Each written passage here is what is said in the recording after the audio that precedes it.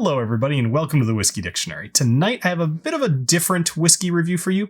Normally, I would go over the history of the brand or maybe what makes this bottle special, and I'll do a little bit of that with this.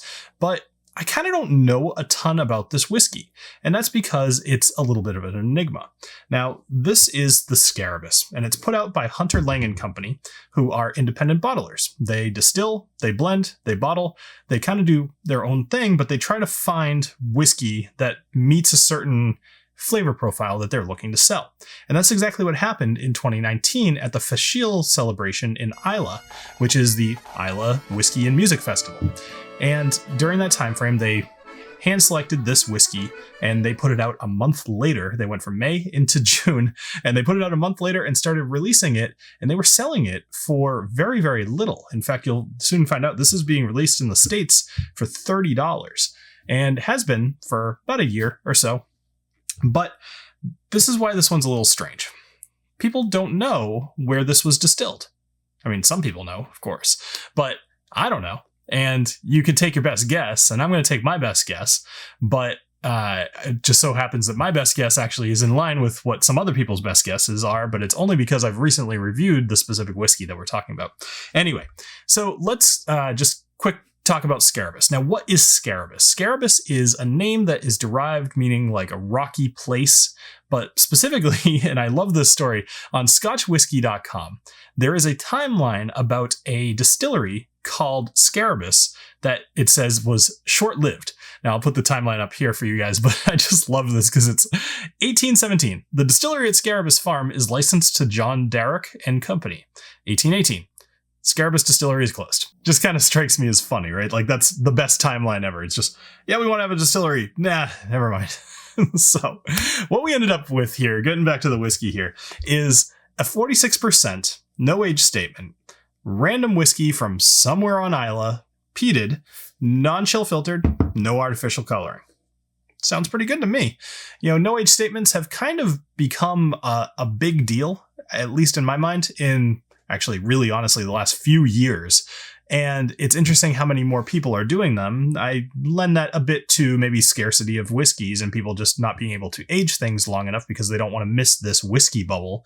They'd rather age it for a few years, give it a fancy name, and then release it rather than releasing something that's like 12 years that might be like perfectly what they want.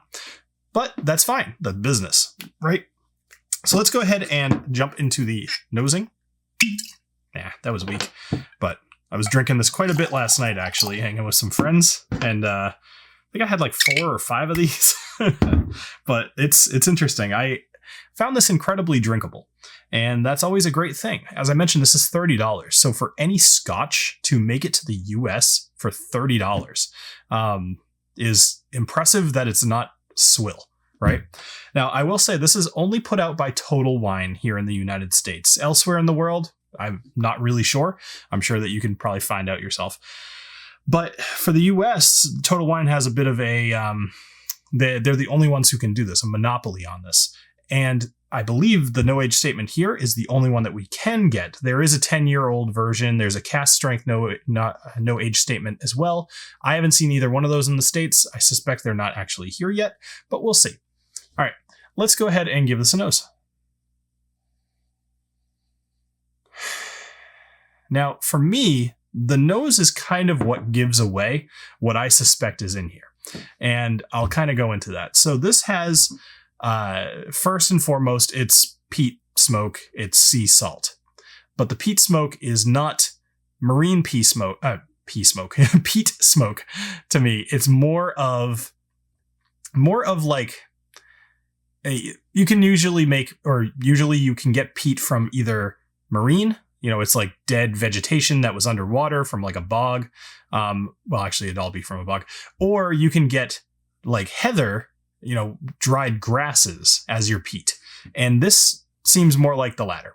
It is more grassy, but less grassy, more like just vegetation than it is like sea life. And it's not as heavy on the salt. That's what's making me think this. It also doesn't have kind of an oiliness to the nose that I usually associate with that more maritime kind of, is that even the right word? Peat, right? So anyway, that's a long way of saying that it's a little bit more, a little bit less salty than some others. It does have a pretty good nose. It's not very strong. The alcohol is pushed back a bit. It's a little bit dull, I guess is a good point. Sometimes at a no age statement at 46%, the alcohol can actually be a bit more powerful than you would think it should be. But in this case, it's just not. It's pretty good.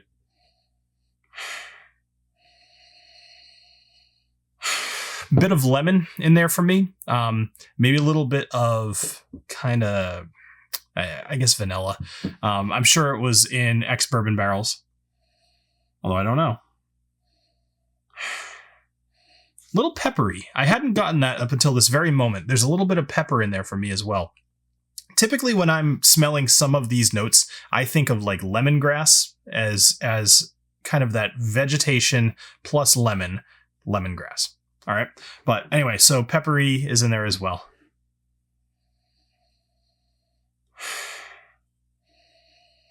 There's something else fruity in there, but it's minor. Almost like, this is going to sound ridiculous, almost like if you peel a green apple, it's more like the apple peel than it is the inside of the apple. That's doing this channel. This is my not rant. This is my figuring things out here. Doing this channel has made me realize how many weird random things I have smelled and kept in my brain.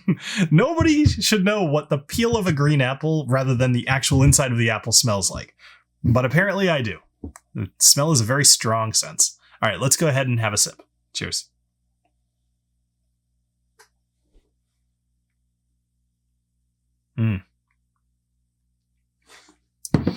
Man, so far, $30 well spent. There is, actually, interestingly enough, there's a little bit of that oily texture, but that could be a combination of the 46% and the no age, or probably lower age. I'm not going to take a guess out to what the age is here, just because I wouldn't really know. I can usually figure out ABV pretty well, but not so much age. It's not my strong suit. But as far as taste goes, there's some leather kind of in here, which is interesting. The peat smoke is not as strong as it seems like it should be based off the nose. But what you are getting is kind of a salted chocolate. I'm not going to say dark chocolate. I'm going to say like salted milk chocolate with nothing inside, actually. I was going to say like a caramel salted chocolate, but I don't really taste any caramel in here. I am tasting a hefty amount of salt. I'm tasting a small amount of peat. I am tasting a little bit of chocolate in there. None of the citrus yet that I got on the nose.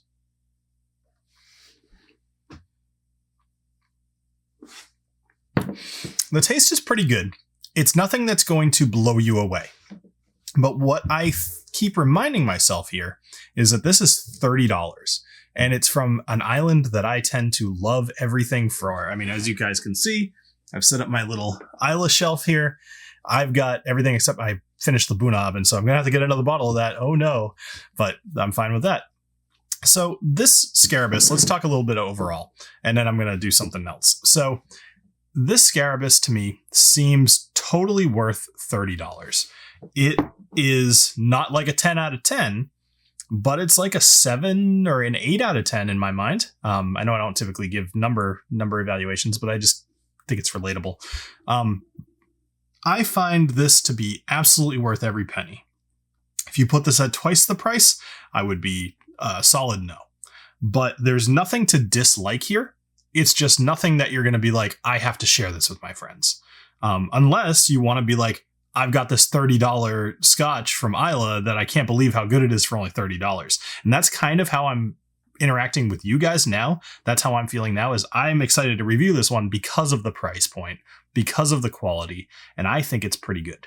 So let's go ahead. I guess I'm going to say this gets a rating of buy it. I think that for, again, $30, there is nothing to lose here. You are going to enjoy this.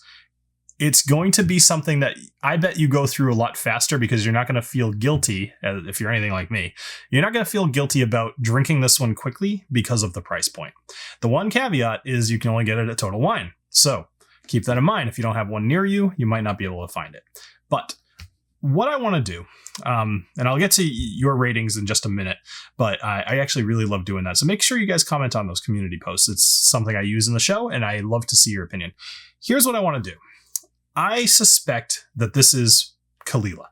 And the only reason I have any thought around that is because I literally did Kalila last week, and this tastes so much like that. So I conveniently have, slightly off screen here, my Kalila 12. So what I really want to do, more than even tasting, I feel like the nose on this is very similar. Actually, interesting thing. Well, whatever. I was just curious because I'm trying to think of many of the other bottles that I have from Islay they're kind of all different colors, so I guess it doesn't really matter. All right, let's just kind of do a nose to nose. This is definitely way sweeter. This is heavy. You know what? I think this was all memory. I'm doing this live right here. I didn't do this prior to filming. I was curious. I wanted this to be real. I was thinking that these were a little closer, but the 12 has a lot more sweetness on the nose than this one does. Now, I'm trying to think of why that would be. Like, let's assume just for a minute. I mean, even look in the color, those are pretty close. But let's assume for a minute that these are the same juice. What would make it, let's say that this is half the age of this, what would make it get so much sweeter over time? Probably the ex-bourbon barrel, right? Usually that is going to impart kind of a sweetness, or it's going to mellow it out, and maybe the sweetness of the scotch comes out. So this is interesting to me because it makes me think that this is probably significantly younger than this, if it is Kalila. Could also be something completely different, but it doesn't smell like, if it's Islay, there's only, 8 or 9 distilleries to choose from, and it doesn't smell like Bruichladdich, it doesn't smell like Bunnahabhain, it doesn't smell like Ardbeg or Laphroaig or Lagavulin. So what does that leave? I mean, that's 5. I'm blanking on the other ones at the moment. I should know this much better. There's Bowmore, which I don't think so. And then there's Kilchoman. Could be a Kilchoman.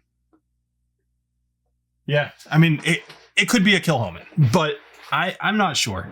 All right, anyway, let's just do a quick taste side by side.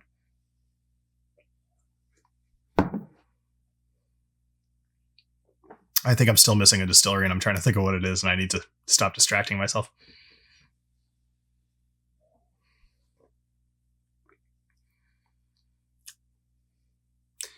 Yeah, I mean, those are pretty different, but it's more just this one has more character, and I feel like the age is giving that to it. I don't know. I'm gonna kind of just go on record and say that I think this is either a Kalila or a Kilchoman, and just kind of leave it at that.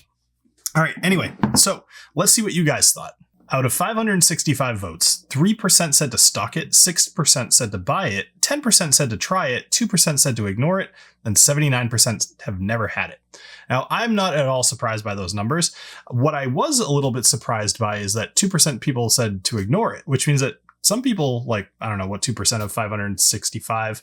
I don't know, it's like 15 people, something like that. Let's just pretend I'm right. Like, that's enough people who have had it and didn't like this to the point where they wouldn't recommend a $30 whiskey like this. I'd love to hear just anybody who might have said ignore it. If you happen to watch this video, let me know what you didn't like about it. That'd be interesting for me to know. So William Byington, I'll just go with Byington. I am on my second bottle of 46% Scarabus I bought at Total Wine. They apparently have gone through their stock since I haven't seen it on the shelves for a while. Scarabus was my first Islay Scotch and enjoy it. I hope it gets back on the shelves soon. Yeah, I mean, completely agree. I picked your comment for a reason because it's in line with what I say. I bought my Scarabus, what is it?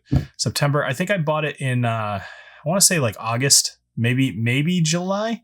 So it's still around. People can find it. And I just looked a few minutes ago. The Total Wine near me still has some in stock. So I think you'll be able to get it if you guys are curious. Next is Jeff's Whiskey Lounge. Now, this one was interesting. He says, I was under the assumption that Scarabus was a Total Wine house whiskey. A few times now, Total Wine employees have tried to push this one on me as they have many other of their own whiskeys. We'll see if it piques my interest when I see the review. Now, this is why I put yours on here, Jeff, because I actually had the exact same experience. Total Wine has a lot of their own whiskeys. So much so that I genuinely don't have a whole lot of interest in them. I just find that, I don't know, like something about them doesn't interest me. It is what it is. I've tried a few of them and most of them seem mediocre. But in the case of Scarabus, the guy actually came up to me. He was like, hey, do you want to try the new whiskey from Ardnahoe? And I was like, Ardnahoe? They don't have whiskey yet.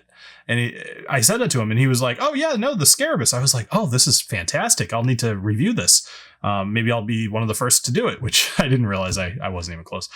But one thing that was interesting is I thought this was Ardnahoe's whiskey. And thankfully, some of you guys, including Aquavite, thank you, Roy, and Jim Morris, you guys corrected me in the community post to let me know, hey, like, dummy, Ardnahoe's still not producing stuff. So this is why this kind of bothers me, is because it's like almost deceptive, because they're selling the Scarabus off Ardnahoe's website, but that's just Hunter Lang using some of the infrastructure that they have to sell the bottles. So it is what it is. I don't know, but it kind of bothered me a little bit. But in the case of yours, I also have the Total Wine people push this stuff on me all the time. So I actually tried this in the store. And as soon as I tried it, I bought it because I was surprised for the price point, how much I enjoyed this. And I think that you guys will all have the same opinion. But let me know what you end up thinking if you see this video in the future, or if you have this, let me know what you think about the Scarabus and if you think other people should try it. So that does it for this episode of the Whiskey Dictionary. Thank you guys all so much for joining me here, and I hope to see you next week. I've got another good one in store for you. Talk to you soon. Cheers.